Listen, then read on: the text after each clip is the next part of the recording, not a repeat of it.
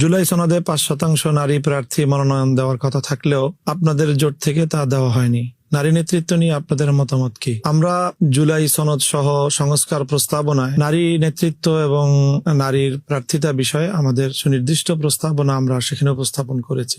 চলমান ব্যবস্থায় জাতীয় সংসদ সদস্য হিসেবে নারীদের অংশগ্রহণ বা নারীর পোষণ, এটাকে আমরা বিরোধিতা এই মুহূর্তে করিনি, আমরা এটা বিরোধিতা করি না। হ্যাঁ, তবে যেই প্রক্রিয়া অবলম্বন করা হচ্ছে আমরা সেটাকে নারীর জন্য অবমাননাকর মনে করি, অসম্মানজনক মনে করি। আমরা মনে করি যে নারীর জন্য কোনো পোষণ বাধ্যতামূলক করে দেয়া, নারীকে এত % মনোনয়ন দিতে হবে, এই জাতীয় কোনো বাধ্যবাধকতার মাধ্যমে নারীর জন্য অবকাশ তৈরি করাটাকে আমরা মনে করি নারীর জন্য সম্মানজনক নয়। নারী তার নিজস্ব দক্ষতায়, তার যোগ্যতায়, তার মেধার বলে, তার নেতৃত্ব গুণে সে নারী পুরুষের সাথে প্রতিযোগিতামূলক ভাবেই তারা রাজনীতিতে আসছে, রাজনীতি করছে, তারা সেখানে অগ্রসর হচ্ছে। বাংলাদেশে দীর্ঘদিন নারী প্রধানমন্ত্রী থেকেছেন, বিরোধী দলীয় নেত্রী থেকেছেন, নারী স্বরাষ্ট্রমন্ত্রী থেকেছেন, নারী সংসদের স্পিকার থেকেছেন। এত কিছু থাকার পরেও সেই দেশে আবার কেন নারীর জন্য কোটা নির্ধারণ করে নারীকে কেনই অবমাননা করা হবে, সেটা আমার বোধগম্য নয়, আমাদের বোধগম্য নয়। আমরা মনে করি নারী তার স্বকীয় যোগ্যতার মাধ্যমেই প্রতিযোগিতামূলক ভাবেই নারী নেতৃত্বে আসতে পারে। আমাদের ইসলামের যে জায়গাটা